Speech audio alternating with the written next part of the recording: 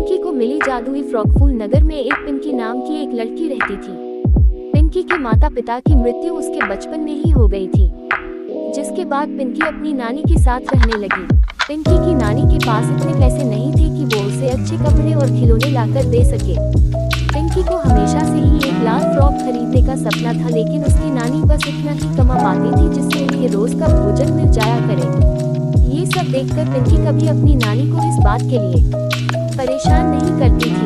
एक दिन पिंकी ने रात के खाने के समय अपनी नानी से बोला कि वो छोटी उम्र के बच्चों को ट्यूशन पढ़ाना चाहती है, जिससे घर में मैं भी आपकी मदद कर सकूं। पिंकी की बात सुनकर उसकी नानी बात मान गई। अगले दिन से ही पिंकी ने छोटे छोटे बच्चों को पढ़ना शुरू कर दिया। धीरे धीरे करके पिंकी के पास और बच्चे आने लगे, जिससे पिंकी अच्छे पैसे कमाने लगी और अपनी नानी की और अच्छे से मदद करने लगी। ये सब देख पिंकी की नानी ने बोला, अब जब हम दोनों साथ मिलकर घर चला रहे तो क्यों न क्रिसमस के लिए तुम्हारे पसंद की एक अच्छी सी ड्रेस लेकर आई जाए। ये सुन पिंकी बहुत ही खुश हुई और उसने नानी के साथ जाने के लिए हाँ कह दिया। उसी रात पास में लगे एक मेले में दोनों पिंकी के लिए एक ड्रेस खरीदने गए। पूरा मेला देखने के बाद पिंकी को कोई भी ड्रेस पसंद नहीं आई। फिर अचानक से उसकी नजर दूर बैठे एक बुजुर्ग पर पड़ी। उस बुजुर्ग के पास लाल रंग की एक फ्रॉक थी, जिसे देख पिंकी उस तरफ दौड़ी और वहां जाकर अपनी नानी से ड्रेस की मांग करने लगी। इतनी साधारण फ्रॉक को देखकर उसकी नानी ने पिंकी को वो फ्रॉक खरीदने के लिए मना कर दिया, लेकिन पिंकी नहीं मानी, जिस पर नानी ने दुकान वाले से फ्रॉक का दाम पूछा। दुकानदार ने बताया मात्र 150 रुपए और इसके साथ ही जूतियां भी मुफ्त है। इतनी सस्ती फ्रॉक की बात सुनकर उसकी नानी ने दुकानदार से इसकी इतनी सस्ती होने का कारण पूछा। दुकानदार, क्योंकि मेरे पास बस एक ये ही फ्रॉक बची है, सोचा इसे जल्दी से बेचकर मैं घर की ओर निकल जाऊं। नानी ने पिंकी के लिए वो लाल फ्रॉक ले लिया और घर वापस आ गई। कुछ दिनों बाद क्रिसमस का त्योहार आ गया।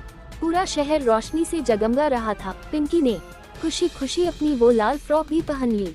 लाल फ्रॉक में पिंकी इतनी सुंदर लग रही थी कि जो उसे देखे बस देखता ही रह जाए। थोड़ी देर बाद पिंकी और उसकी नानी खाने के लिए बैठ गई। तभी पिंकी ने बोला, नानी मुझे आज बाहर का खाना खाने का मन कर रहा है, काश कुछ बाहर का खाना खाने को मिल जाए। पिंकी के ऐसा कहते ही उनके सामने कई तरह के पकवान हाजिर हो गए। ये देख दोनों हैरान हो गए और उन स्वादिष्ट पकवानों की तरफ हैरानी से देखने लगे। दोनों को कुछ समझ नहीं आया कि ये हुआ कैसे। इसे क्रिसमस पर जीसस का जादू समझकर दोनों शांत हो गए, लेकिन इस जादू का सिलसिला बंद नहीं हुआ। उस रात पिंकी ने जो जो मांगा उसे वो सब मिलने लगा। दोनों को ही समझ नहीं आया कि ये उनके साथ क्या हो रहा है। अगली सुबह जब पिंकी अपने पुराने कपड़ों में आई तो सारा जादू खत्म गया।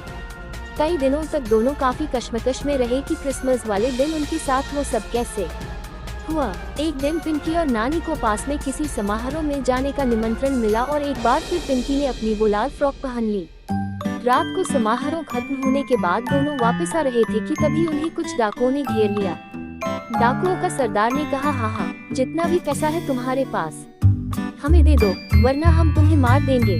पिंकी कहने लगी, हमारे पास कुछ भी नहीं है, बस इस बैग के अलावा, और इसमें बस थोड़ा सा खाना है। डाकुओं का सरदार, मुझे नहीं पता, कहीं से भी ला कर दो, हमें पैसे चाहिए। पिंकी मन में बोलने लगी, काश हमारे पास होते, पर हमारे पास नहीं है।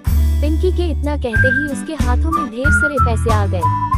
ये देख सारे हैरान हो गए। डाकुओं का सरदार वो पैसे छीन लेता है और कहता है, डाकुओं का सरदार, तो तुम्हें जादू भी आता है, अब जल्दी से हमें ढेर सारे हीरे मोती दो, वरना हम तुम्हारी नानी को जिंदा नहीं छोड़ेंगे। डाकुओं का सरदार ने नानी को अपने कब्जे में कर लिया। वही अब नानी को ये बात समझने में थोड़ी देर भी नहीं लगी कि पिंकी की लाल फ्रॉक जादुई है और वो इसे पहनकर जो भी मांगेगी उसे वो मिलेगा। तभी पिंकी की नानी ने उसे बोला। नानी ने पिंकी से कहा, तुम जो मांगोगी तुम्हें वो मिलेगा, समझदारी से काम लो और इनसे सामना करो। तभी पिंकी अपनी समझदारी का इस्तेमाल करके उन डाकुओं की वहाँ से गायब होने की विश मांगती है और वो वहाँ से गायब हो जाते हैं। इसके बाद पिंकी की नानी उसे बताती है कि ये सब क्यों हो रहा है।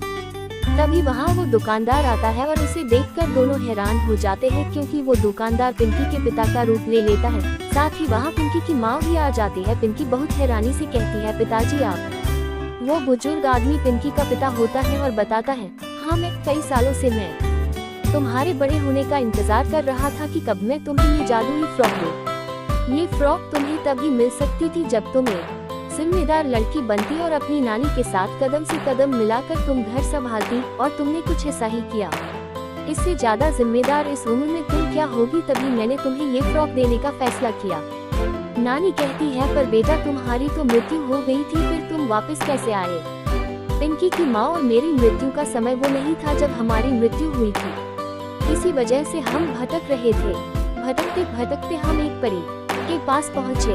उस परी की हालत बहुत खराब थी और वो कमजोर भी थी, तो हमने उसकी मदद की। मदद करने के बदले उसने हमें ये जादुई फ्रॉक दी, जिसके बाद हमने तुम्हें ये देने का फैसला किया और हम तुम्हारे जिम्मेदार होने का इंतजार कर रहे थे। ये सब सुनकर पिंकी बहुत खुश हुई।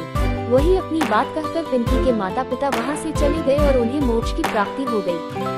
पिंकी भी अपनी नानी के साथ घर चली गई। साथ ही पिंकी को मिली जादुई फ्रॉक का वो कभी गलत इस्तेमाल नहीं करती और ये राज सबसे छुपाकर हमेशा के लिए रख लेती है। इस कहानी से हमें ये सीख मिलती है कि सब्र का फल हमेशा मीठा होता है।